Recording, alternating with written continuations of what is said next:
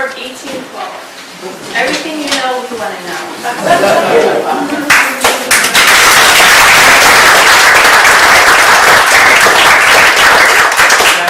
Thank you very much. It's nice to be here this evening. For many reasons, it's nice to be back in Norway. It's always nice to be back in Norway. It's nice to have a large and enthusiastic crowd. Hopefully you'll leave knowing more about the War of 1812 than you knew coming in, and hopefully you'll be less confused, but I can't guarantee that because it's a confusing war. But I'll do the best I can. As a past teacher, there's in the DNA of a teacher are a couple of dangerous elements. One is the fact that once you open your mouth in front of a group, you just sort of kind of go on for an hour. I'm going to try not to do that. I promised, I think, in the announcement that I would speak no longer than it would take the soldiers to march from this end of town to that end of town. I'll do my best.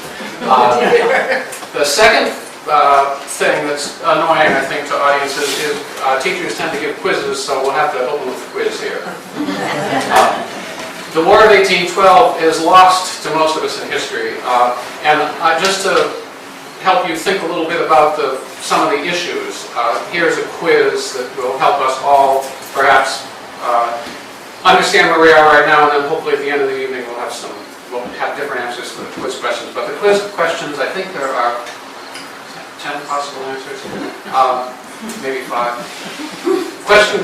Two questions. Who won the war, who lost the war? And the choices are for who won the war: the Americans, the British, neither, both, or somebody else. And then for who lost the war, it's the same set of questions. So I'm just going to ask that, and I'll just see a show of hands.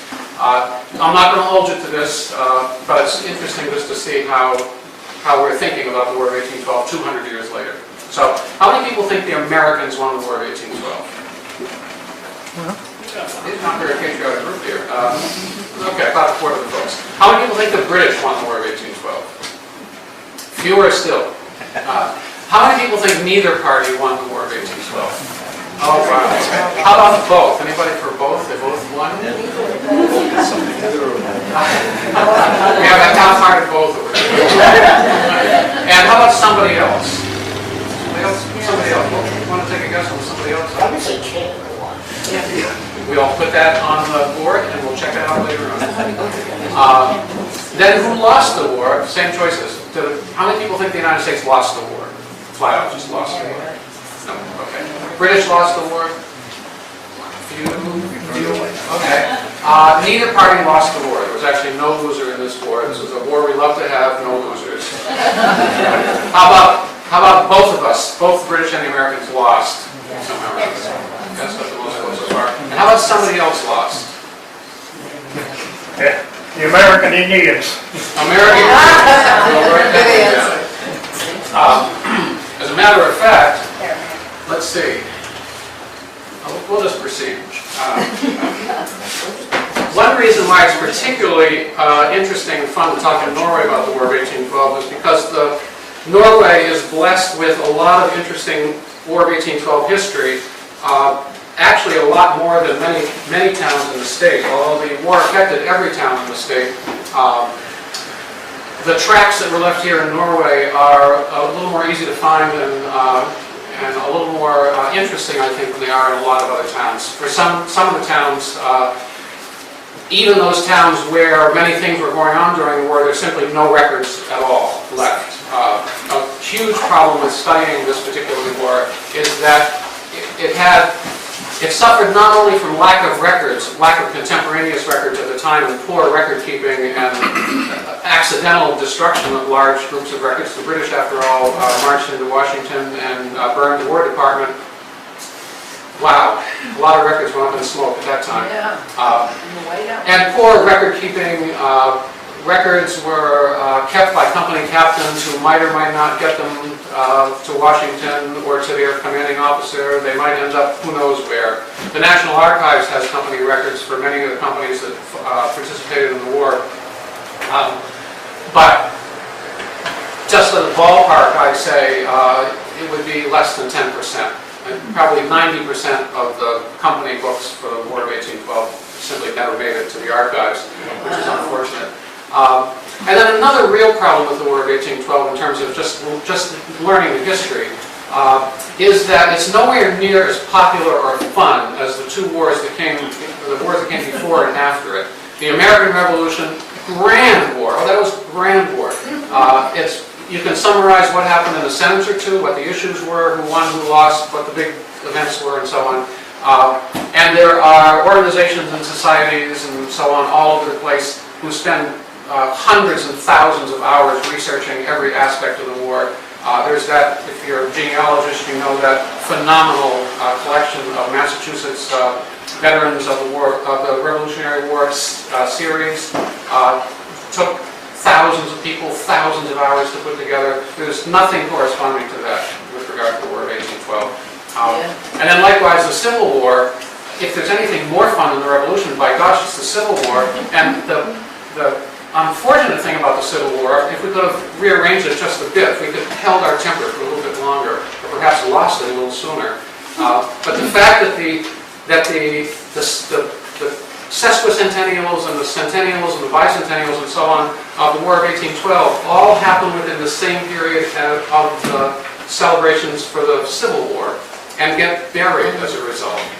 So at the time when the country ought to be interested in learning more about our formative historical events, when we should be focusing, or would be appropriate, or when the press might be focusing on the War of 1812, they focus instead on the Civil War. And that has caused, again, the War of 1812 history making and record collecting and so on to really suffer, which is unfortunate. But here in Norway, we are lucky to have, for one thing, as we all know, four big solid histories of the town, which some towns have none, you know. And many towns these days have a picture history that was done within the past 10 or 15 years that has photographs with captions, but no real oomph, you know, no there, so to speak. But Norway has four. Here's the first one. Here's the sort of the one that happened in the newspaper. This is Norway in the 40s. And then there's Lapham's history. This is Norway's history. Then there's Lapham's history. And then the last one is, whose history is it? It's Judge Whitman, Charles Foster Whitman. Whitman's history, right. So four histories. And each of these historians was actually somewhat interested in the war and gave us some interesting information, which we'll get into a little bit later. So Norway has a lot of interesting history to look at. Also, Norway geographically is in a location that's very interesting in terms of the War of 1812. For one thing, it's in Maine. And Maine, during the War of 1812, was quite a place. A lot of interesting things going on. So many interesting things, as a matter of fact, that the real result of the War of 1812 for this district of Maine was that it became a state. The War of 1812 caused such dissension and disagreement between the northern part of Massachusetts, which was then the District of Maine, and the southern part of Massachusetts, that old Massachusetts, Boston and so on, that very shortly after, during the course of the war and then very shortly after the war, the politics required that the two districts separate into separate states. We simply couldn't bear any longer being controlled by those, you know, who know, but from down in the southern part of New England. So Maine was an interesting place to be, and Oxford County was an interesting place to be. Just as the Massachusetts and Maine were politically at odds, to say the least, during the war, within the state of Maine, there was a huge split between what was going on the coast and what was going on inland in terms of political ideas, support for the war, notions of what the war was about, and so on and so forth. So Norway is an interesting place to be, and Norway also has some interesting history. Now just first, so we get a general picture of the war. I'll try to do a 10-minute summary.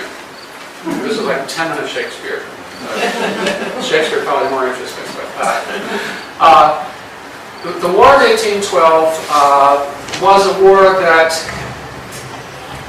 may or may not have happened. Historians looking back, many historians looking back say we had to have a war at that time. There was no avoiding it. It was a necessity. And other people, equally studious and serious researchers, look back and say, that was the dumbest war we ever had. That made no sense whatsoever. The issues were non-issues. The parties were ill-prepared and poorly led, and there's simply no reason to have had a war at that time. So it's complex. Who do we believe? Was it a very important war that we needed to have, or was it something that we should completely forget? I think if you ask people on the street, most of them have completely forgotten it, so maybe they're complete forgetters and have already won the argument. But I hope before the evening's over you'll understand some reasons why perhaps it was a war that was, although no wars are glorious, and we wish that no wars had to happen, it was a war that had some purpose, some maybe even positive purpose for some of the parties involved. And that's as far as we can go. The issues, I think most, you learn in school that the issues were impressment. The British were taking our sailors off our ships. Maybe you learn, maybe you recall that we were also having trouble with the Indians in the West, in what then was the West, which is Michigan, Minnesota, and so on. It's presently announced the Midwest. But we were concerned about the fact that we were a growing white Anglo nation, and we were being hemmed in by dangerous people, not white, not Anglo. We weren't sure whose side they were on, what they were doing. They were unpredictable, and we thought somewhat dangerous. And we also thought, we were quite convinced that it was the British who were the puppeteers controlling what it was the Indians were doing out there in the West. What were they interested in anyhow? We know what they were interested in. The British were interested in the furs for the European fur trade, and that's why they were manipulating the Indians and so on and so forth. So there was this Indian problem in the West, and there was this oceanic problem with the British taking our sailors. Both of those things were upsetting to Americans, a little bit frightening. The Revolutionary War, after all, had not happened that long ago. Think about it this way, in a historical context. The United States as a nation in 1812 had been through the Revolutionary War, 1775 or so, 1783, 45 or so. And before that, we had the French and Indian Wars that were winding down in the 1740s and 50s. And if you put that in terms of today's historical context, here we are in 2012. If you think back to the equivalent of the 1740s, that was World War II. That wasn't so long ago, really. We all, I think in this room, many of us, if we ourselves weren't directly involved in that war, we had fathers and uncles and mothers and so on who were absolutely involved in that war. It's very fresh in our memory. It's not so long ago. And that was the length of, really, the length of the post-colonial history at the time. The people who were fighting the War of 1812 were people whose grandfathers had fought in the French and Indian Wars, and whose fathers had fought in the Revolutionary War. The Revolutionary War, if you want to put it in a similar context, was about the time in our own memory when Vietnam was happening. So if you think about how fresh were the issues and facts of the Vietnam situation for you in the room today? I bet that most of you can tell me a lot more about the Vietnam War than you can tell me about the War of 1812. Certainly you can tell me more about the social issues, the political issues, what was happening in the country at the time. And in many ways, what was happening during the War of 1812 were similar kinds of things. And the people in 1812, when they were looking back over the short history of their nation, really just 40 years or so of history,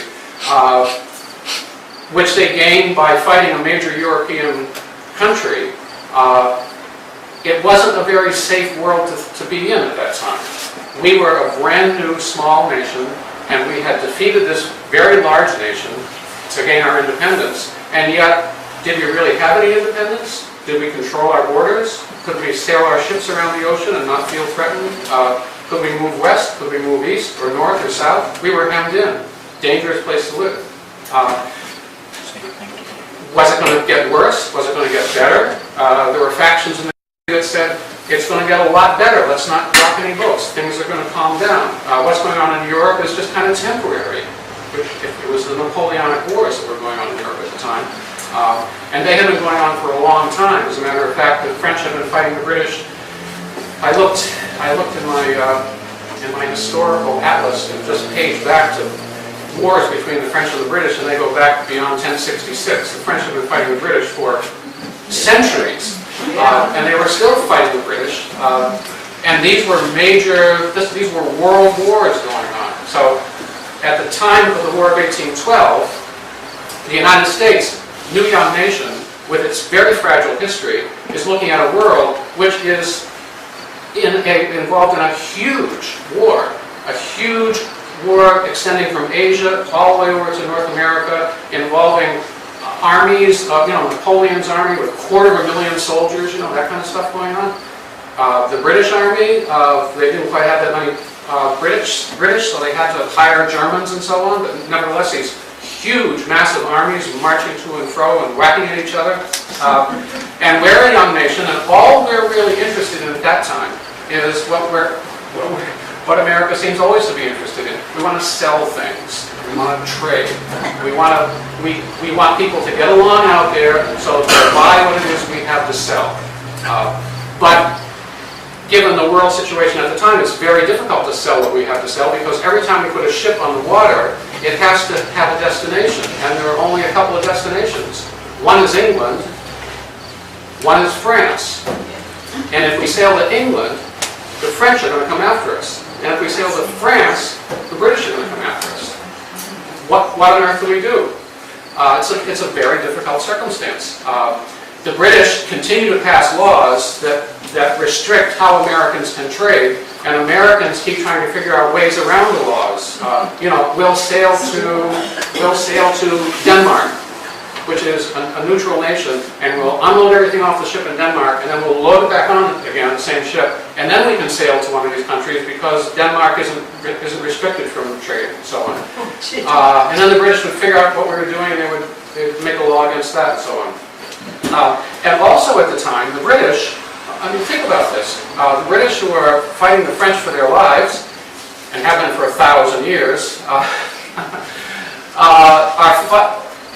they are looking at an enemy which controls the continent of Europe for the most part. The French had this massive army with, bayonet is a French word, and they didn't mind sticking it into people. These were not pleasant wars at all. But the British controlled the seas. The British had a navy at the time, ballpark, 1,000 ships, ballpark. And at any given time, 800 of them or so could actually be on the water. The United States at the time, in 1807, when things were starting to wind up, the United States had 20 ships. And many of them were not on the water. There was a point, I think it was 1808, when we had 12 naval vessels on the water. And what should those naval vessels be doing, for heaven's sake? Should they be threatening the British? Or should they, as it was the view of many people who lived along coastal New England, what they should be doing is simply protecting our shipping. We should have convoy type stuff, like remember World War II, with we'd have ships that would protect the merchant ships. We'd have a few warships that would protect a bunch of merchant ships. That's what we should do. We don't need a huge navy. We just need to protect our merchant ships. But then there were other people who said, wait a second, we have constructed our Navy very carefully. These ships we have really good sailors, we have really good cannoneers, and the British like to fight in large groups, but if we can peel them off one at a time, we can actually beat them. At this point, in 1807, the British had gone a very long time without ever having lost a battle at sea. It had been, I can't tell you exactly the number of years, but it was scores and scores of them. The British controlled the ocean. So the Americans were a little bit, how shall we say, boastful about the fact that perhaps they could, on one-to-one battles, actually beat the British. So it's a bad situation. In 1807, the whole thing kind of came to a head when one of our 6 frigates, we had our biggest ships in the Navy at that time were frigates, which were quite a lot smaller than the biggest British ships in the Navy. The British had ships with 74 cannons on them, and our frigates, I think, had about 48. So we were quite outmanned. We had only 6 of these things, and one of them, the Chesapeake, left Newport News, Virginia, sailing toward Europe.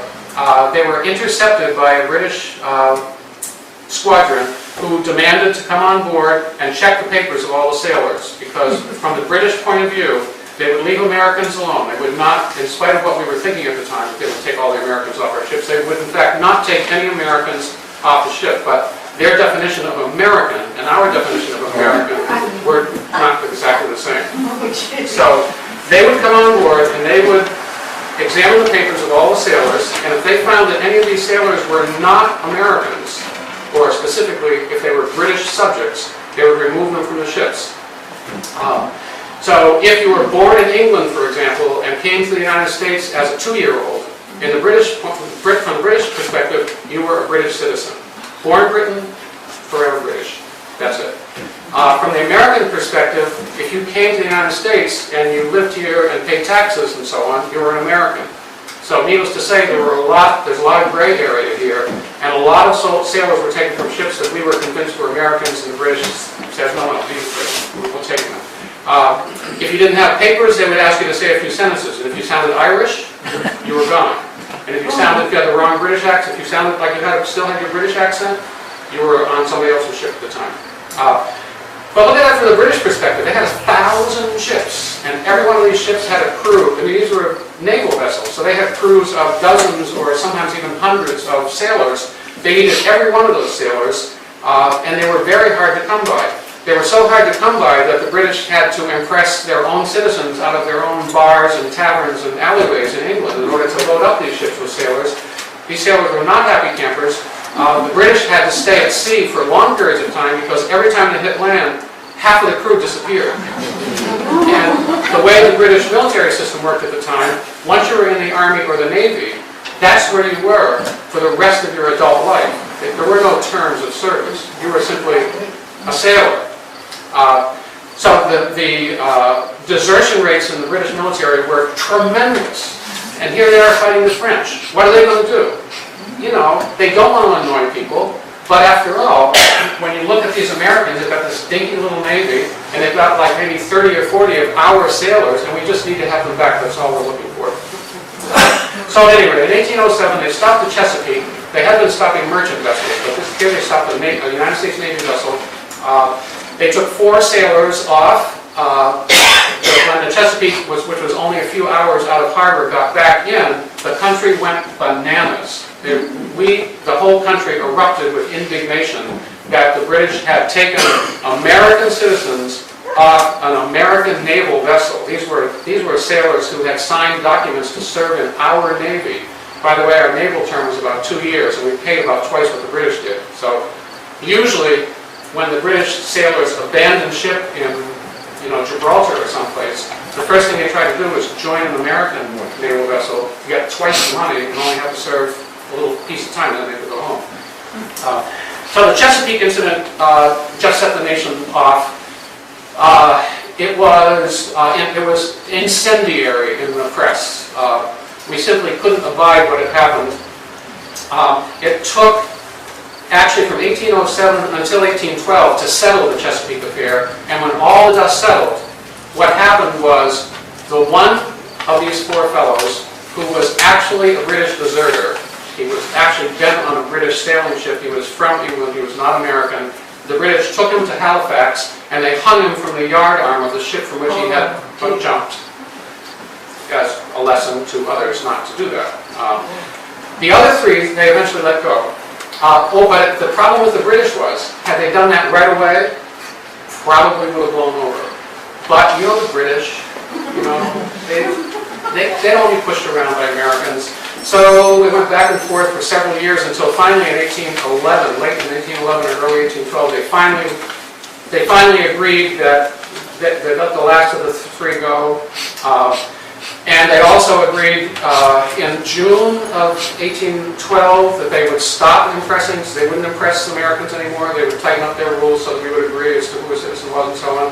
But by then, one thing led to another. It was really too late, and Madison declared war.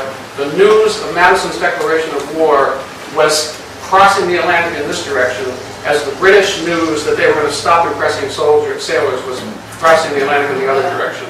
It was like a 1 week kind of thing.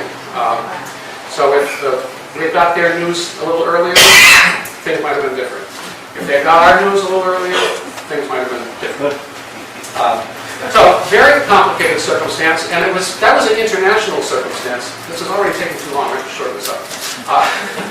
The national situation was, in a way, even more complicated and more, I guess you'd say, gravitational. That is, large forces, moving down inclined planes, heading for each other with few ways to control which way they might move one way or the other. Something was going to happen. The circumstance in the United States was that ever since the Revolutionary War, we had a huge problem with the French. We always have a huge problem with the French. Remember Freedom Prize? It's a big deal. It continues to be a problem. These French, they just don't, we can't figure them out. They're dangerous. During the Revolutionary War, which in that time the French were still fighting the British in Europe, the French knew that if they supported us and we won, that would be a huge geopolitical advantage to them. They didn't just simply come over to help us out because they were being good fellows. They came to help us out because the enemy of their enemy is their friend. And if we were the enemy of their enemy, they're going to help us out. So after our revolution, the French had a revolution. Remember that revolution? Most people remember the French Revolution better than they remember the War of 1812 because more wild and exciting things happened there than happened here. Namely, thousands of people got their heads chopped off. Including most of the nobility. That was frightening. We gave the Europeans a lesson on how to form a democracy and how individual citizens can control their government. What did the French do? They just took it and went way over the cliff. And the British, of course, were shocked and appalled at this.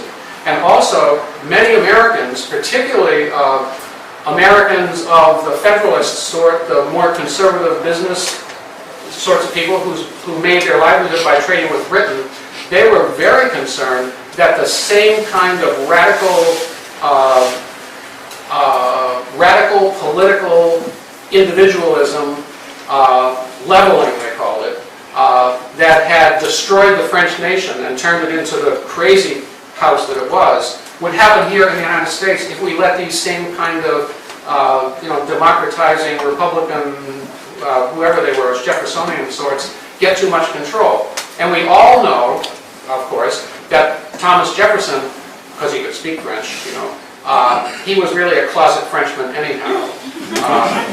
That's why it was that as the Napoleonic Wars were going out, the United States administration was leaning in the French direction. We were trying to figure out ways to help the French. After all, they had helped us. But when you look at that from the Europeans' perspective, it doesn't look good.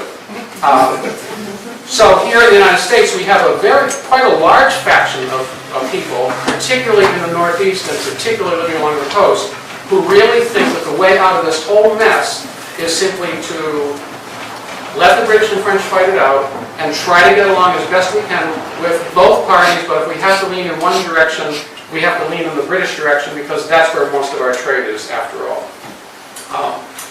And at the same time, there were another group of people in the United States of about equal size, and in many areas even larger, who thought exactly the opposite. They said, if we let the British push us around now, we're gone as a country. We're gone. The only alternative we have is to try to keep the French on our side, use them as a counterbalance against the British influence, and thereby try to protect our own sovereignty and our own independence. So we had these Jeffersonian kinds of people who were called Republican Democrats, or Democratic Republicans. Today they're called, if you trace that party to the present, it's the Democratic Party, although it's significantly different than it was 200 years ago.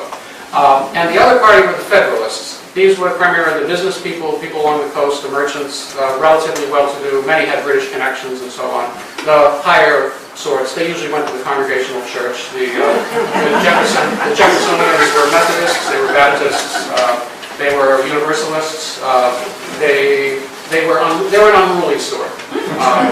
They weren't, the Federalists would say they weren't particularly well educated. They lived in the hills and the backcountry and so on. They liked to do things like, shoot their guns and smuggle and, all these kinds of things that riffraff and scum do. The newspapers of the day took sides, took one side or the other very dramatically. They make Fox News and MSNBC look like Sunday school picnic. These were brutally partisan newspapers, and you had to buy either one or the other. If you wanted to be informed about both sides, you had in fact to buy them both and read both and try to figure out between both of them what's actually going on. It was very difficult to do. They were very, very partisan times. Maine split right along that coast, and Massachusetts and Maine likewise split along the coast. So inland Massachusetts, back in the Berkshires, was Jeffersonian country. In Maine, everything more than, say, 25 miles from the coast was Jeffersonian. And then the coasts, all the coastal towns, the large towns and so on, were Federalist.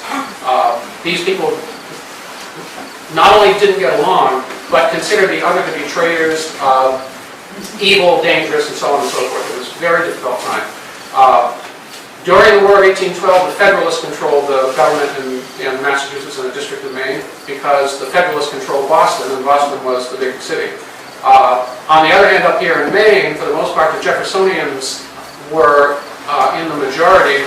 They had a hard time getting their hands on the levers of power, particularly at the state level, but at the local level, they were very powerful, and that set up big tensions between what was happening in individual towns and what was happening at the state level. Here in Oxford County, which had just become a county in 1810, just 2 years before the outbreak of the war, many people believe that the reason Oxford County was formed in the first place was because it was a Jeffersonian bastion connected to the Federalist counties of York, very strong Federalist counties of York and Cumberland, which were Portland, York, Saco, Biddeford, and so on, Kenmont, mercantile sections.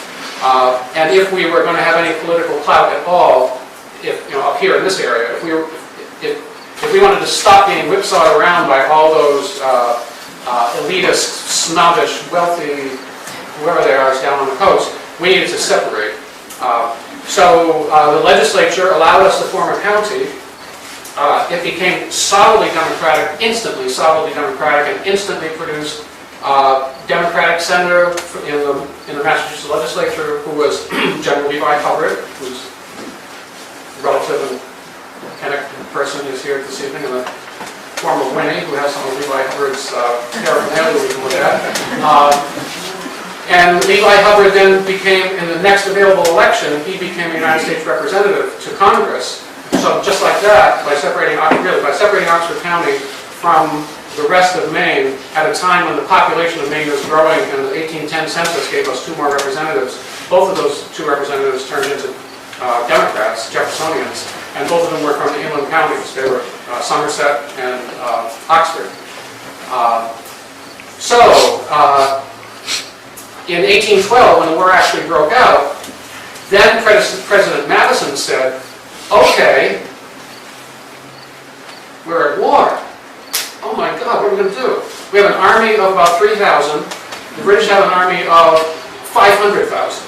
We have a navy of 20 ships. They've got 1,000 ships. What on earth are we going to do? For the navy solution, they decided to build gunboats like crazy, little boats with a gun or 2. And they would fill all the harbors with gunboats, so that the British couldn't come in like they did during the Revolution. They couldn't sail into Portland and blow up the city. We could have some kind of defense out here that would be, this is important from the Jeffersonian point of view, be cheap and could be run by people who don't need much training. Real fast, quick, set it off. And then on the Army side, hey, we've got these militias. After all, didn't the militia, the noble militia, win the Revolutionary War for us? Every town had its militia, they had their muskets and so on. So let's just call out the militia. We've got hundreds of thousands of militia. It'll be easy. They train once a month, so they're good soldiers, and they all have their own rifles, or well, a lot of them do. Well, a few of them do.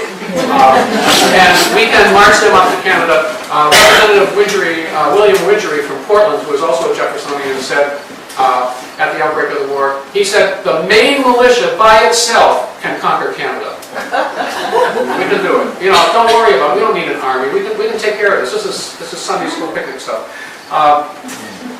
As a matter of fact, the basic American strategy at the time was very simple. We had land superiority here on the continent. We would simply take Canada, just like that. Half of the Canadians were recent immigrants to the United States anyhow.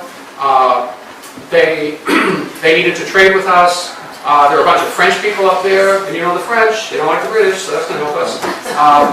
So it's going to be really easy. We'll take France just like, we'll take Canada just like that, and then we'll barter. We'll barter with the British for what we're looking for on the ocean, that is free trade and what we're going to do with the Indians and so on and so forth. So we'll quickly take Canada, and then we'll just negotiate our way home. Simple. And if we need an army, we can use the militias, because there they are. They're up and ready and willing to go. So President Madison, in 1812, issued a proclamation to all the governors who were, the governors or the commanders-in-chief of the militia in each of their states. Okay, governors, we need, I think it was 100,000 troops. We need them next week, and we need this many, if you divide it up by sort of census, we need this many from Massachusetts and so on and so forth. So, bring them on. And the Federalist governors of the New England states, Massachusetts, Connecticut, and Rhode Island, said, no. No, absolutely not. This is a stupid war. It doesn't make any sense. It's just you crazy Jeffersonians who are trying to push this through. And when actually the declaration of war in Congress, 3 votes, one way or the other, would have been war or not war. That's the closest vote that has ever happened in the entire history of the United States on those sorts of questions. So the governors of New England said, we are not sending our troops to this idiotic war.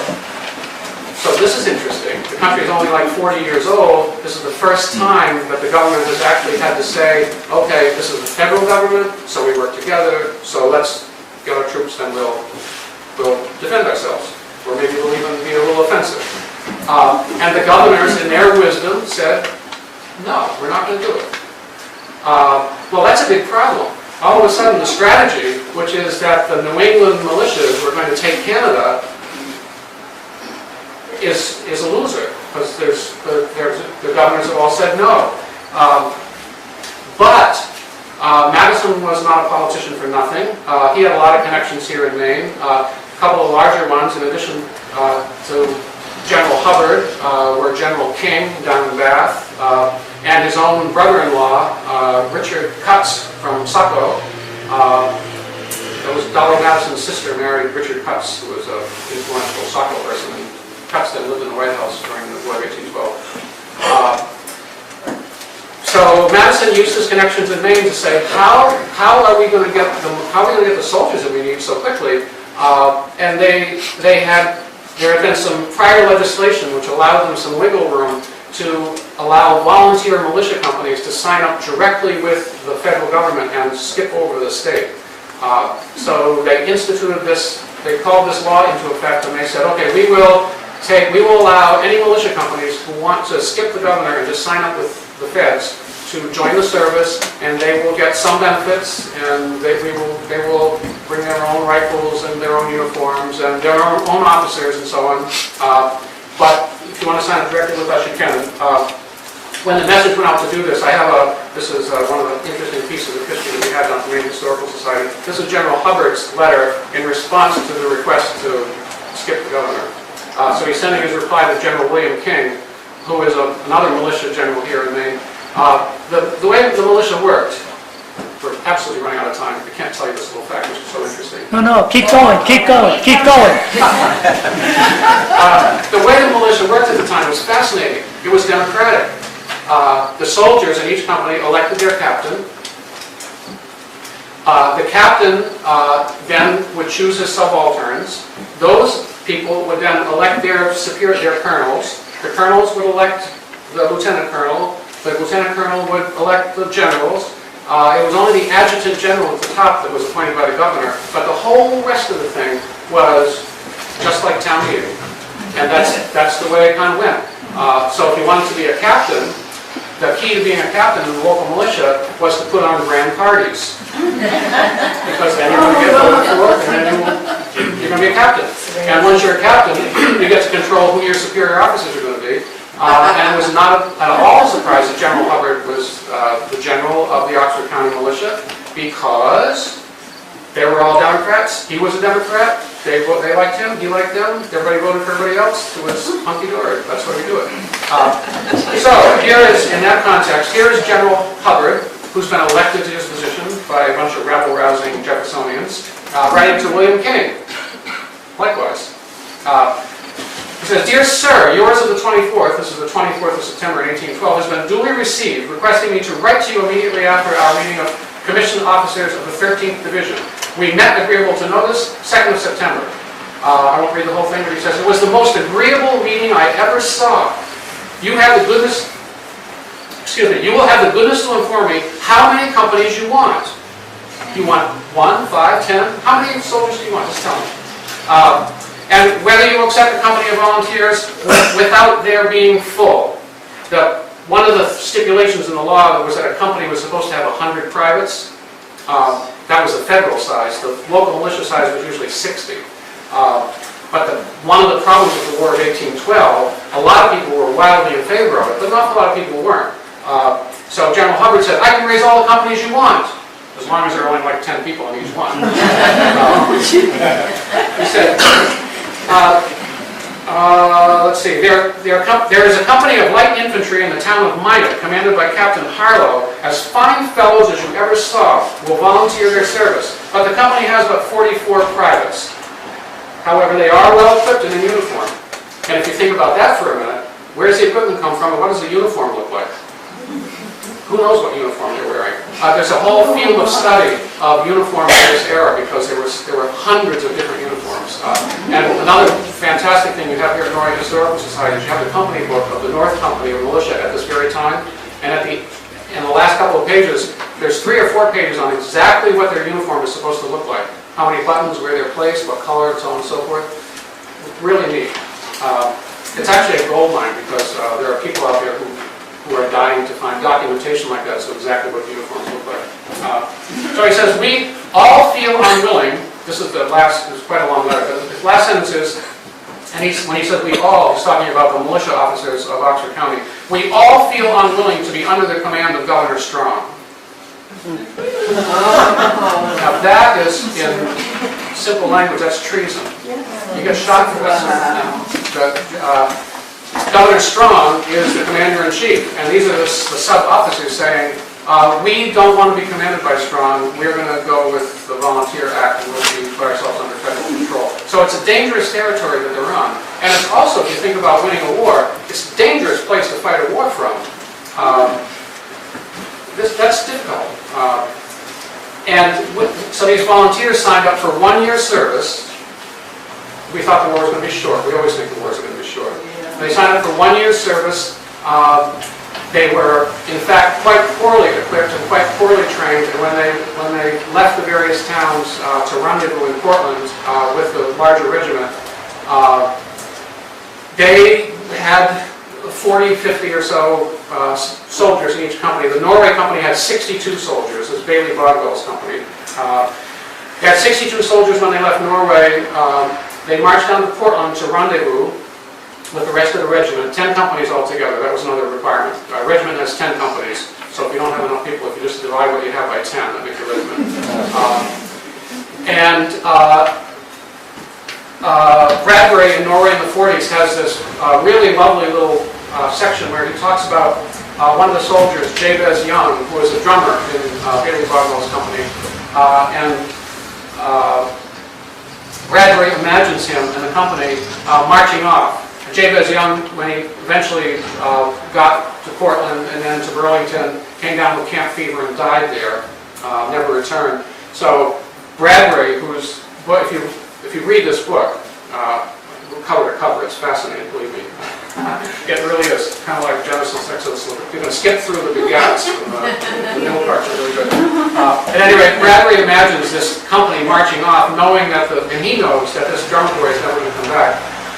So he says that, the scene of his parents watching him march across the bridge and off to Waterford, and he has in here in Norway in the 40s a letter written by the brother to his brother, Jabez Young, in Freiburg. He says, I know you're going through Freiburg, so this letter will reach you there. I'm not sure where you're going to be after that. So Bradbury says, so they marched from Norway to Freiburg, so they had to go that way up through Waterford and so on.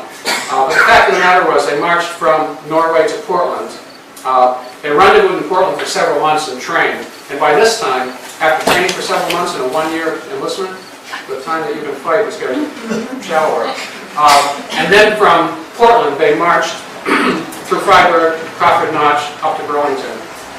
They made about 15 miles a day. It took them something like a week and a half, 2 weeks to do the whole thing. You're amazingly fortunate here in Norway to have the records of the adjutant, the sergeant of that company who actually kept the records. His name was Alan Boyden. He was from Paris Hill. At some point, just before the war, he moved over here to Norway. He joined the Norway Company of Volunteers. And then after the war, came back to Norway and eventually moved to Newfane, Vermont, where he became town clerk and then eventually died. He's buried over in Newfane. But what he did was, he kept the notes of the company, which is nice. And when he got back from the war, there wasn't any particular requirement that they go anyplace. So he kept them, which is very nice. And he was kind of a journeyman butcher and scribe. He could read and write, which was good at the time.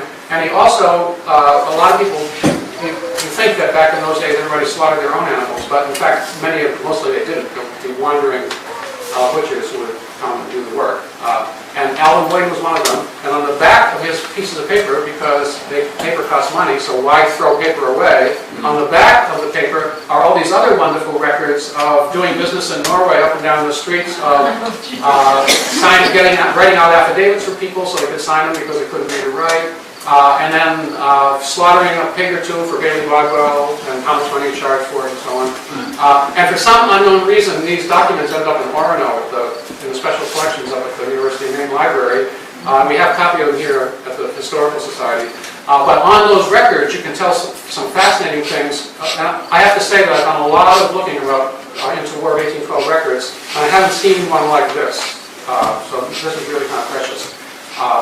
There are many company books, as I say, where the captain will keep a record of the soldiers in the company or what happened to the soldiers. But this is kind of a day-by-day of where they are, how many soldiers are there, how many rations they were giving out, and so on. And it's one interesting thing about this is that you see the company, as it goes from place to place and month to month, the numbers get smaller and smaller in the company.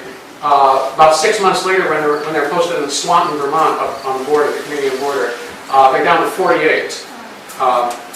But another fascinating thing about the company is there are always 2 or 3 women in the company. They have rations for so many men, a couple of servants. The officers usually had servants, usually their sons, young sons, and a couple of women, washerwomen usually.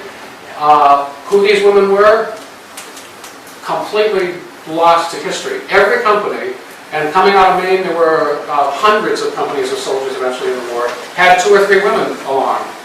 Many of these women were the wives of various soldiers, sometimes wives of officers. Sometimes wives of officers came along anyhow. It was not uncommon for a company of soldiers to be accompanied by 8 or 10 or 15 family members, mothers with small children, walking along behind the company as they were taking pictures up through Crawford Notch in March, with moms and babies and so on.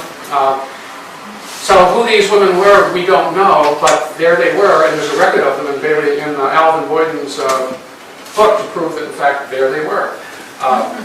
There are a lot of researchers right now who would like to be able to identify even one of these women. Who were they? So the volunteers went off to war. The war was going to be simple. We were going to take Canada. We were going to negotiate. We were going to, get our rights, oceanic rights back again. We didn't have too many generals at the time who had any war experience. Most of them were Revolutionary War generals. These were elderly gentlemen who had come through the Revolution as younger officers, majors and colonels and so on. And then they had sat around for 30 years and kind of risen up through this tiny little American army. So at the time when the war actually broke out, there were a handful of generals, 5 or 6 of them in the army, and they found themselves in control of the destiny of America. And these, for the most part, were bumbling old folk folks who had kind of forgotten how to do much of anything other than gain weight and sleep. So 1812 was pretty much a disaster. We lost every one of them. We had several battles we were going to win in Queenstown. We got horribly beaten. We were going to win. We had a big army, 6,000 people, 10,000 people. It was so big, we had 2 generals who refused to talk to each other. So, hey, what do? We just give them separate armies and let them go individually in Canada, one this way and one that way. And needless to say, if you study history at all, you don't want to take an army and divide it in 2. You want to keep your army together, but if you have generals that don't talk to each other, so it's going to be messy anyhow. I want to make it really messy. So we sent General James Wilkinson, old Revolutionary War general, who was going to go up the down the St. Lawrence River to Montreal, and then General Wade Hampton, another old Revolutionary War general, both Southerners, by the way. That's why they hated each other, both from the South. Who was going to take his army and march from Burlington straight north to Montreal, and they would meet right outside Montreal, and they would take the city like that, piece of cake. This is now, we're working on September or October, back a couple of hundred years ago when winters were not what they are right now. So the general going down the St. Lawrence ran into all kinds of trouble, including, when you're going down a river, the enemy's on both sides and they have cannons. That's a problem. Didn't you think of that? Apparently not. It was a bad voyage. Also, the soldiers got dysentery. Provisioning an army that you want to put on boats and sail down the St. Lawrence. And if you sail down the St. Lawrence, there's places called Thousand Islands and various cataracts and so on. This is before the canal. So it's a troublesome river. Winter's coming on. Ice flows. People shooting at you from both sides. Finally, they were annoyed so much with the British fighting on both sides. The General Wilkinson said, all right, if they're going to want to fight with us, we'll fight with them. So they got all of his army out of the boats. They climbed up on the banks. The British, who had a couple of small, well-trained, regular regiments, met them at a place called Chrysler's Field and basically kicked their butts. The Americans really didn't stand a chance. They were poorly trained. They were terribly led. The battle lasted about a day. There was a little bit of back and forth. One regiment from Maine, the 21st, actually did fairly well enough so that its commander got the promotion. But a couple of commanders lost their jobs. Wilkinson said that he was just so ill he couldn't be there, so he let somebody else run the battle. And at the end of the day, they retreated back to the United States. They pitched tents for the winter and basically threw in the towel. In the meantime, Wade Hampton from Burlington, with all these Maine volunteers, by the way, he had 3 Maine regiments with him. He had the 33rd Regiment, the 34th Infantry, and he had this regiment of volunteers, which had Bailey Boswell's company in it. And he wrote a letter back to Washington saying, "These are the worst, most poorly trained soldiers I have ever seen, and what's more, half of them have measles and mumps. This is going to be a disaster," he said, to start out with, which is a good attitude to have. I'm not talking to the other general. Actually, the generals refused to even send letters to each other. Any correspondence had to go to Washington, to the Secretary of the Army, and then back to the other general. So finally, the Secretary of the Army said, "I've had enough of this." What did he do? What did he should have done? Is fired bolt. No. He went up to the front so that the letters could be shorter. Right? They could then take shorter shots at each other and longer shots at each other. So Wade Hampton, at any rate, took all these Mainers, half of them at any rate, the half that weren't in the hospital, and marched directly up north from Lake Champlain straight toward Montreal. He marched for about 2 days and ran into a company of British soldiers who gave him all kinds of fits. He wasn't quite sure he should go that way. He got some information about how many there might have been. He wasn't really sure. At any rate, he had a little skirmish. 3 or 4 Americans were killed. Maybe some British were or weren't. But Hampton said, "No, this is too dangerous a way to go. We will go a different way. We will cut 60 miles through this swamp. And then we will go up this other river instead of going directly to Montreal about 60 miles. Let's make it 120. 60 this way through uncharted territory. We'll cut down trees and build a road. And then we can go 60 down this little river." So in the meantime, the Canadians are watching this. they're getting ready. By the time he arrives at Chateauguay, which is the other river that he's going to go down, the Canadians have built some small but effective defensive works. Again, the Americans aren't quite sure what to do. What does Wade have to do? He divides his army in two. Half will go down the left-hand side of the river, and the other half, clever, will go through the swamps around behind the Canadians and attack from the rear, and we'll get them in a pincher movement, and that'll be that. So the Americans, including the Bailey Bogwell's company with the Maine volunteers and the 33rd and the 34th, were in this right-hand division, who set out through the swamp at night. Really surprising, we'll go at night through a swamp. And the British, who had a couple of companies and some Indian companies, made a lot of noise. There was a lot of war whooping going on, rifles going off in lots of different places. The Americans thought they were surrounded. They thought they were outnumbered. They panicked. They got lost. They shot at each other. They retreated, and really, they tried to have a battle. They couldn't find anybody to shoot at. There was a lot of unintended consequences and so on. So they ended up coming back, and Hampton then realized that the jig was up, so he also retreated with his entire army back to winter quarters, and they pitched tents to spend the winter. Brutal winter it was. Hundreds of soldiers died because of exposure and disease and so on. It was pretty much a disaster. And by now, the one-year terms of these volunteers are up, and they really don't have anything else to do with this anymore. Also, the 33rd and 34th, regular troops. The 33rd was raised in Saco, which was Richard Hutz's territory, and the 34th was raised in Portland. So these regiments also were one-year regiments that were in this excursion to Chateauguay. They all staggered back to winter quarters, and then they staggered back to Plattsburgh. And they all, for the most part, went home after that. And the United States was looking at a situation where they thought the war was going to be short, so they had quickly raised 20, 25 regiments, and now all the regiments were going home. Some of Bailey Bogwell's troops stayed. They re-enlisted in what was the 45th. The United States figured out that the whole volunteer thing wasn't working. We have to have regular units. We can't go with these volunteers anymore. Also, these short duration things weren't working. So we had to have, people had to enlist for the duration of the war, and they had to be in the regular army. And in exchange for that, we'd give them a bigger bounty. We'll give them more land in the West, and so on and so forth. At least we'll try to. We'll promise to. The coffers are empty, and we're not sure we can get the paperwork done, but we'll say that that's what we'll do. So we'll get these soldiers to re-enlist. And about maybe 15 or 20% of them re-enlisted, but we basically had to then re-enroll another whole army. And the 33rd and the 34th here in Maine basically came back after the battle at Chateauguay and had to raise their entire, all the captains had to go to the towns they had come from. Most of this was local kind of stuff, the captain knew the town, they knew the soldiers. So they had to go back to the towns where they had raised one company, gone off to fight a war which was longer than anybody expected and a disaster to boot, and then try to convince other young men to go out and fight some more. Not an easy task. At any rate, the war was poorly fought, terribly disorganized, underfinanced. This was happening on land. Fortunately, on the ocean, we were actually doing what we thought we could do with the British ships. We were actually peeling them off one at a time and defeating them.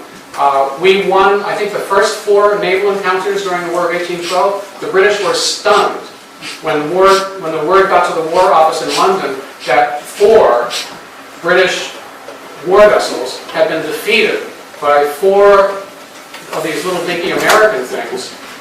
London simply did not know what to do. They were stunned. Fortunately for them, though, Napoleon was running out of gas too, and the Napoleonic Wars were winding down. That was freeing up troops that they could then say, well, this is weird. The Americans thought they were going to win on land, and we would murder them on the ocean, and exactly the opposite is happening. The Americans are running into a company here and some Indians there, and they're getting beaten, and yet we're getting it on the ocean. Very confusing and complicated. So what the British did is they took a bunch of Napoleonic troops from Wellington's army, sent them over here as fast as they could, and they spun off a series of very fast and effective maneuvers. They captured Washington and burned it down. They captured all of eastern Maine as far as the Penobscot River. It took them about a week to do that. They had laid off Maine during the first couple of years of the war because because Maine was full of smugglers. And in order to keep their army going, they needed to have goods that we were providing, so the smuggling trade was benefiting them. They didn't want to shut it down. Also, there was this chance that New England would break off from the United States, would be secession. There was secessionist talk, which then reoccurred in the Civil War. Remember when the South was going to secede? Well, during the War of 1812, the North was going to secede.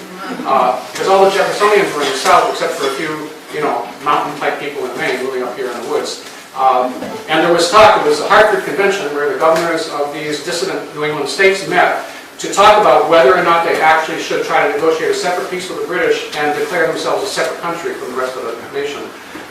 They were doing this at a time when all this pandemonium and confusion with the armies and the navies and so on was leading. And also, Napoleon got away. They had him on an island, but then he got away, so there were more Napoleonic wars going on, and the British said, holy crimoly, this is crazy. We're spending too much money, we don't have the money to spend, we're wasting our soldiers, we've got to get out of this war. So they sent a message to the negotiators in Ghent to just settle it. Which surprised the American negotiators, because they were pretty convinced that we were going to have to give up, maybe even our sovereignty.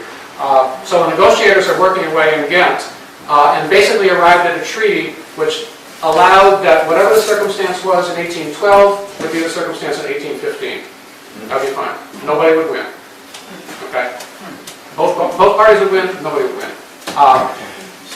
And unbeknownst to them, however, they had arrived at this agreement on Christmas Eve in 1814.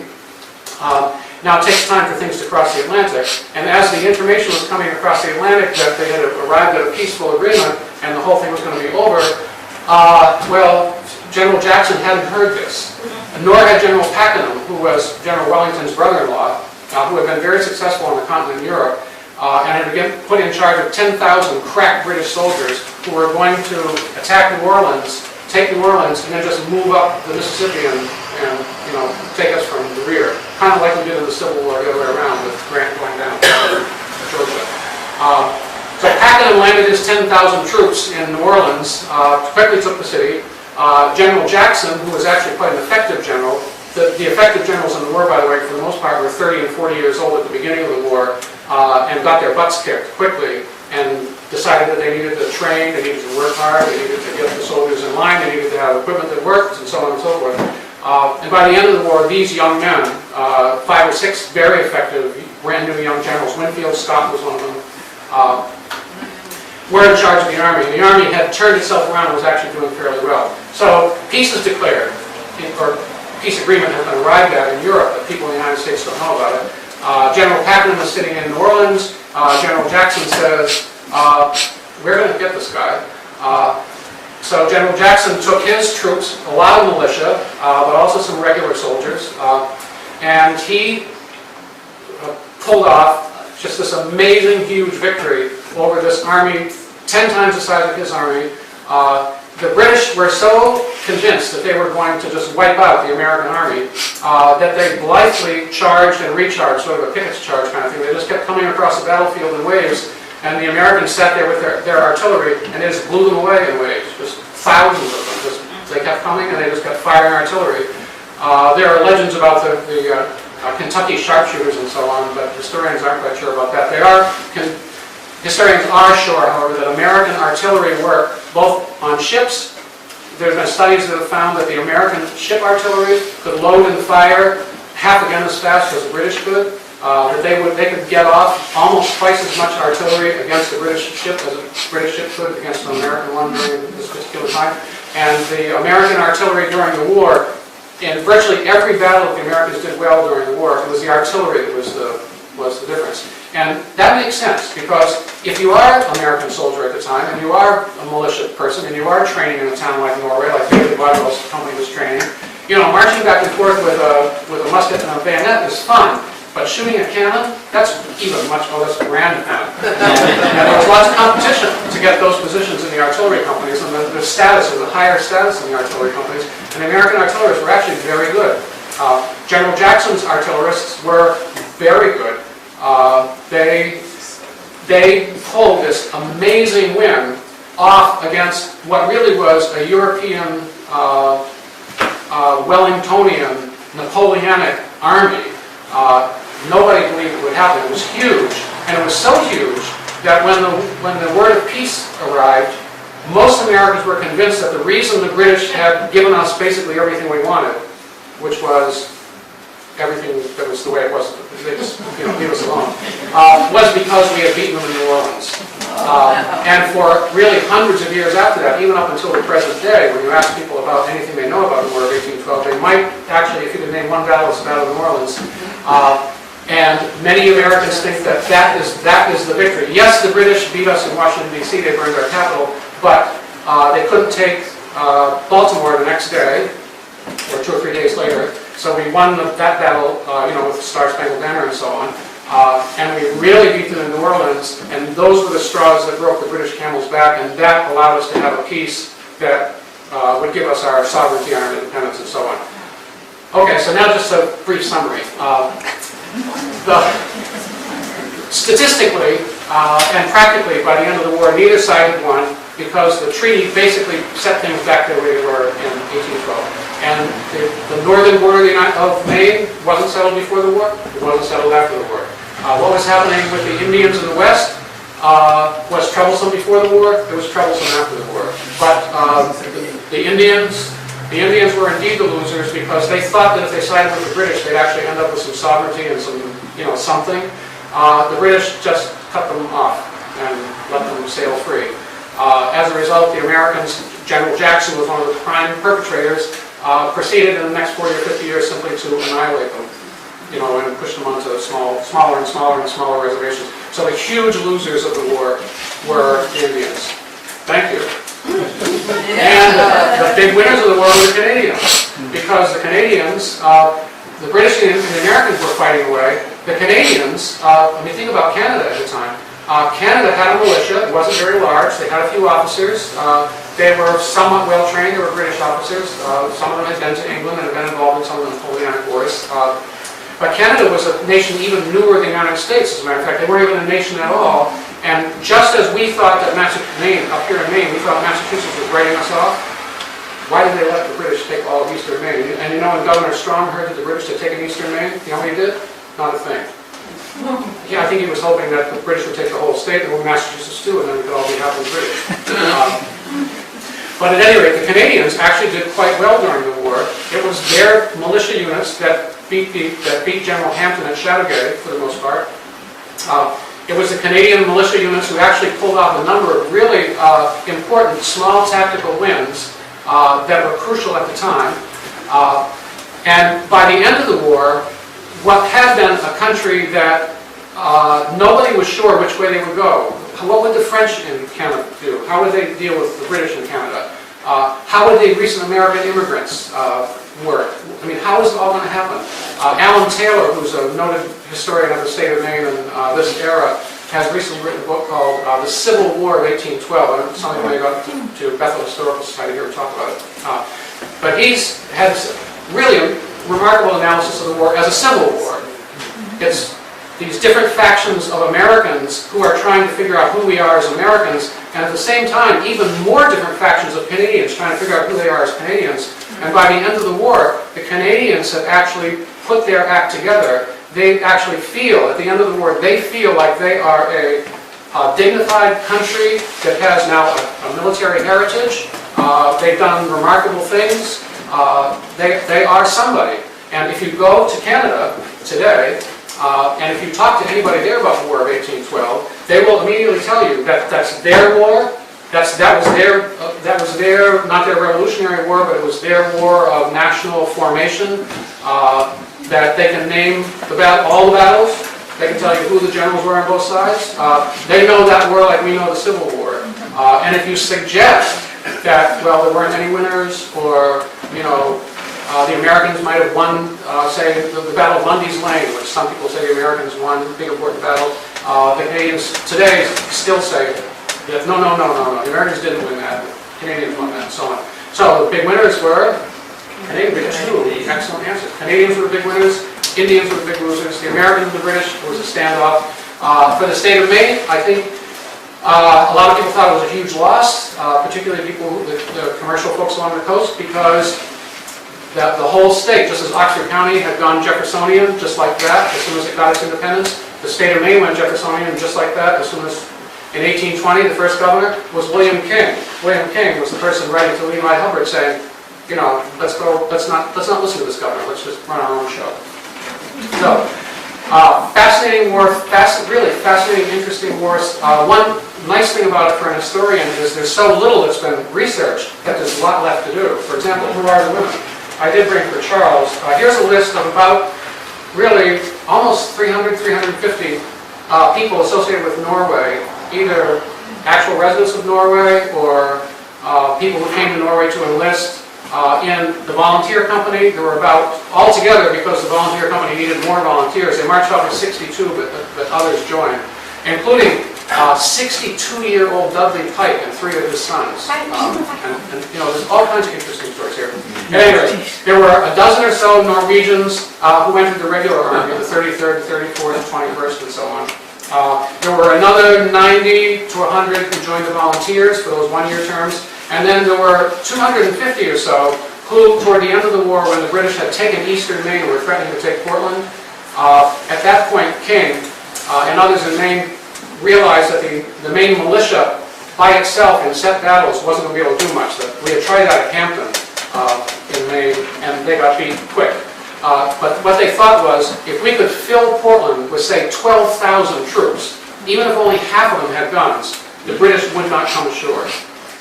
It's hard to say whether that worked or not, but they called out all the militia of this part of the state to march down to Portland. There were 2 or 3 companies from Norway, there were 2 from Waterford, there were a couple from Paris, Buckfield, and so on. They went down to Portland for about a month. There were thoughts that the British actually were sailing around in the various harbors, and we thought they might attack here, or Portsmouth perhaps. They didn't. The soldiers had a fairly decent time of it. At the time, they were actually concerned. There were some alarms. They actually thought there might be an attack. I'm sure it was not pleasant. There were a couple of soldiers who died down there just, you know, accidentally from one thing or another. One soldier in Bath was shot accidentally. But in fact, there was no actual battle. And as the month or so went on and it looked like the British weren't going to attack, the things that soldiers do happened. The history of Waterford reports that the companies in this area are said to have stolen less than some of the others. They came back with lots of nice things in the city. So that's where most of the Norwegian soldiers went. And another interesting thing about this is that when the WPA project days, when they were trying to identify veterans in cemeteries, they sent folks around, and the only documentation they had was this list of soldiers who had gone to Portland toward the end of the war. They didn't have any records of the volunteers or the regular Army people. So if you look at the WPA cards at the State Archives in Augusta to find out where are the War of 1812 veterans buried, they've got just a very few of them, and they're only the local ones who went down to Portland toward the end of the war. They're missing almost all of the United States Army officers, including General Chandler, John Chandler, who, when the war broke out, was one of the few brigadier generals in the war and actually commanded armies at one big win in Toronto. He was in command of the army that took Toronto, and the huge loss at Stony Creek. Well, he's buried up in Augusta with a stone that says John Chandler. Something to say General John Chandler, nothing about the War of 1812. So there are just dozens of projects, burial projects. One of them Herb Adams is doing here in Norway, which you might want to get involved in. If you know that a veteran, if you can identify the grave and you can identify the fact that this person was a veteran, and write to the Defense Department, they'll send you a marker, you know, either a flat one or one that stands up.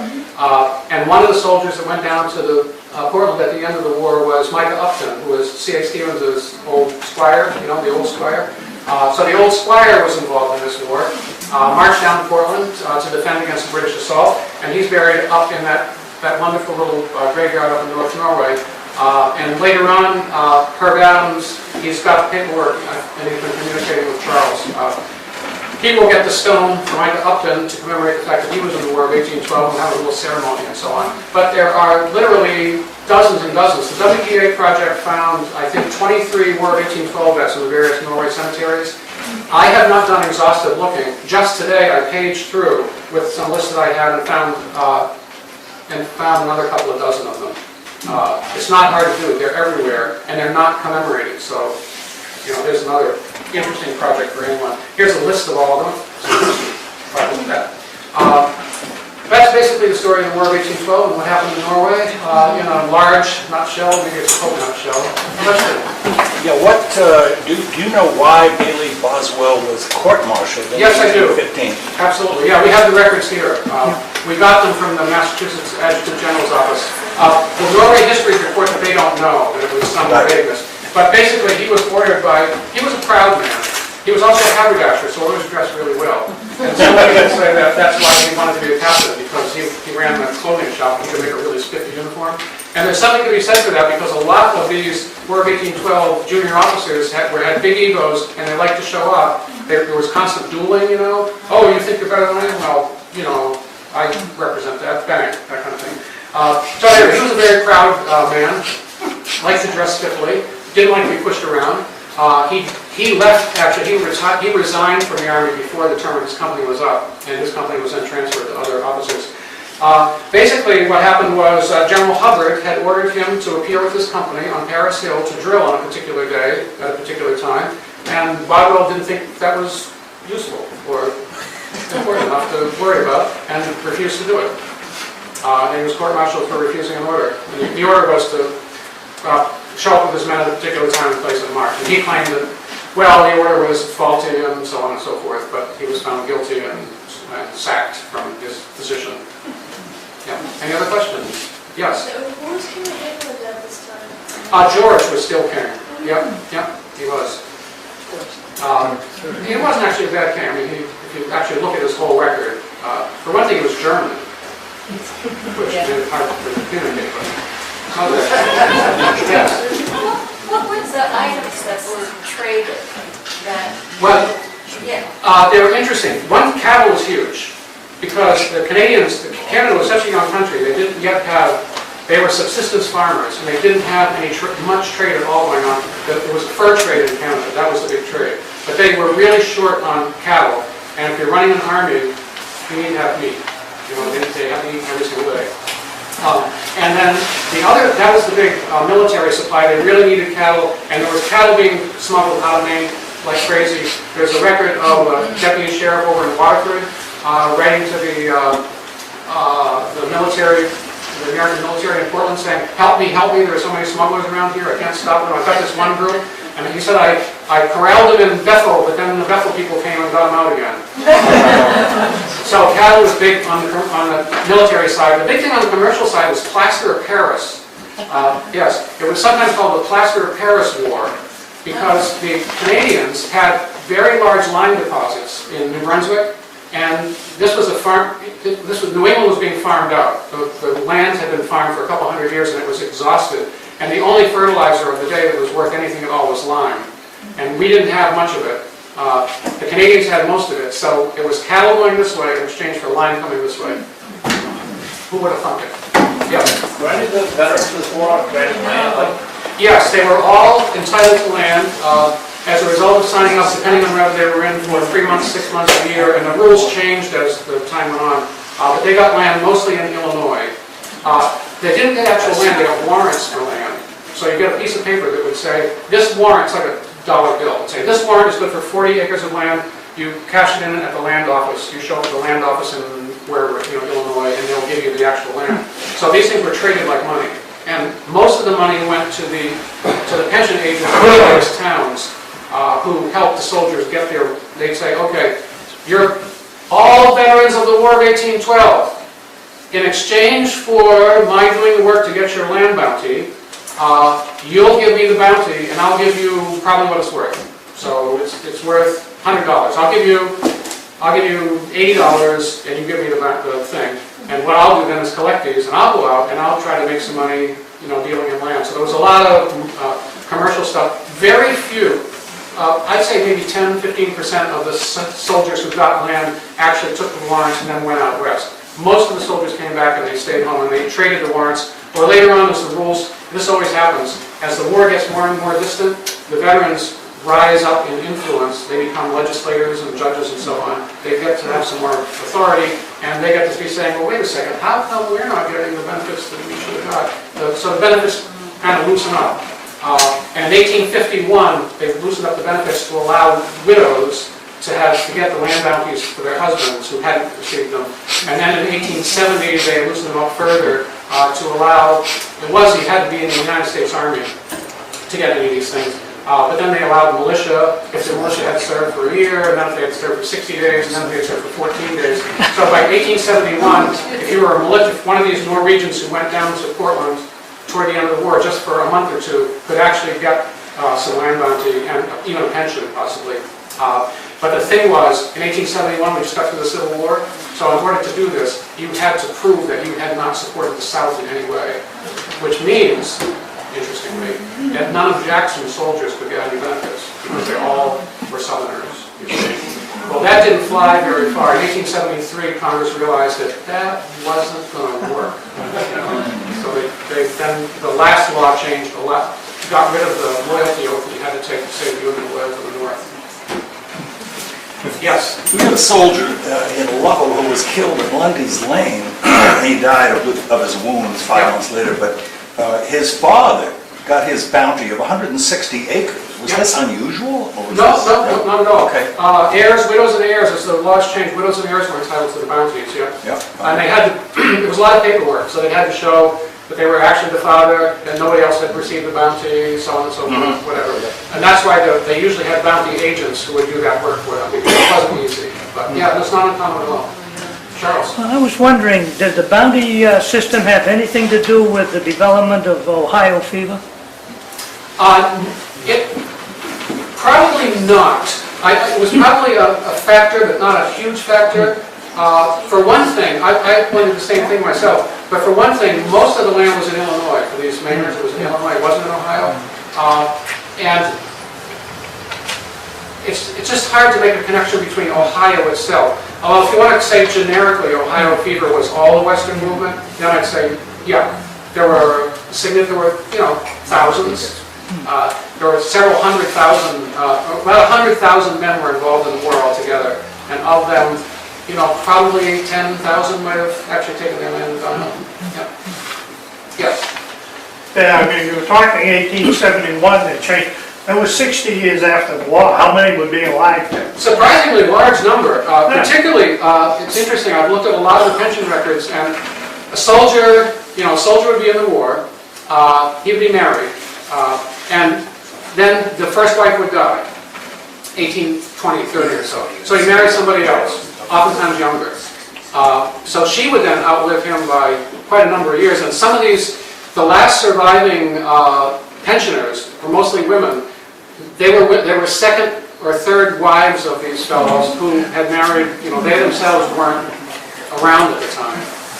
But yeah, there were quite a lot of them. It was in the 1900s actually. I think it was like 1908, 9, 10, somewhere in there that the last pensioner of 1812 passed away. Yeah. Yes? What role did the U.S. Navy play in the Great Lakes campaigns? We've all heard of John Paul Jones. Huge. But why didn't that have more of an effect on this invasion of Canada, or did it? Or it did. Actually, it did. There was a point early on in the war, in 1813, when the British had taken Detroit, and with it they had basically taken all of the Midwest. Detroit was a huge defeat for the Americans. We didn't even put up a fight. And there were a number of Mainers out there because the 4th Infantry Regiment, by the outbreak of the war, there were only 4 infantry regiments in the United States. And they were regional. So the 4th one was a New England regiment. This was before the war. And so there were members of the 4th Infantry Regiment who actually had marched out to Indiana during the Battle of Tippecanoe. That's a long walk from Maine. They went on foot. And then some of those soldiers remained out there because their terms, before the war started, it was a very small army and the terms were 5 years. So you sign up in 1808 or 1809 or 1810, you're in for 5 years. So a soldier signs up in Maine in 1810, he's in for 5 years, he's in the 4th Regiment, he's probably at Tippecanoe, he's at Detroit. The Detroit capitulated without a fight. They took thousands of prisoners off to Canada. And at that point, there was a standoff on the lakes. The British fleet was about the size of the American fleet, and both fleets, it's amazing what was happening. Both fleets were building ships like crazy, because how are you going to get these warships onto the Great Lakes? You can't fly them in on helicopters. You have to build them there. So you can imagine that before the war breaks out, there's a couple of warships on the lake from each side. But during the war, there's a massive shipbuilding project going on. They took shipbuilders from all along New York and Pennsylvania and so on up to the lakes to build these ships to get them out there. And the notion was the fastest side that could get the most ships on the lake was probably going to control the lake. And fortunately, the Americans got more ships out there than the British did, and the Battle of Lake Erie, you know, we met the enemy in their hours. That battle stopped the British supplies into Detroit, and when that happened, the British who were south of the lakes knew that they couldn't hold out there much longer, so they basically quietly withdrew. And so if the Great Lakes, if the Americans hadn't controlled the Great Lakes, including Lake Champlain, we had a great victory at Lake Champlain in 1814 as well. McDonough, who trained down here in Portland on the gunboats, that went up to Lake Champlain and beat British naval forces coming down the lake, which effectively shut off supplies to an army of 10,000, which was bearing down on Plattsburgh. And when the general of the army of 10,000 said, "What? The Navy's gone?" said, "I think we better get out of here," turned around and went back. So yeah, that was crucial. Yep. No end to it.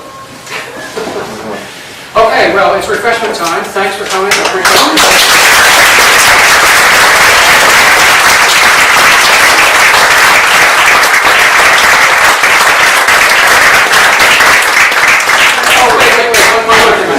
This is local history, but I have to read to you what Noyes said about the end of the war. Noyes, during the time when he was a young man during the time of the Civil War, as a boy, as a matter of fact, and he said his job during the war was to pack gunpowder cartridges for the militia who were going off. So he would spend the day packing the gunpowder cartridges and so on. So he was directly involved in this thing. He says, in the spring or summer of this year, that was where he's talking about how Norway reacted to the Chesapeake Affair. He says, toward the later part of February, this is 1815, the news of peace reached us. And joyful news it was. The Treaty of Ghent was ratified by our government February 17th, and our jollification and rejoicing occurred about the 20th in 1814. Oh, excuse me, about the 20th. This is the 20th of February 1815. In 1814, I left my school to make ball cartridges for the soldiers when they marched to Portland. But now I left it rather early in the afternoon to help the boys and even the men of all classes make preparations for their evening rejoicing. Several of the larger houses were handsomely illuminated, and the delightful word, peace, exhibited in many windows. The boys had a little homemade artillery piece, and although gunpowder was very dear, there was plenty furnished. Crackers and squibs were also added to help along, and to cap the climax, Uncle Nat Bennett happened to have a tar barrel with a few gallons of tar in it, which was sent for, mounted on a hand sled, this is February, set on fire, and drawn through our beautiful street, right down Main Street, amidst the popping of crackers and squibs, the roar of the boys' artillery, and the loud huzzas of boys of larger growth, amid the boys' artillery and the larger huzzas of the larger boys. And although there might have been some diversity of opinion in regard to the policy of the war, one thing is certain, that here in the country and in the seaports, all were united in hailing with joy the news of peace. And this is actually in all of the histories of, this is rare, an actual remembrance of the peace. I don't think there's another one actually that I've seen in the entire state of somebody talking about what happened in their town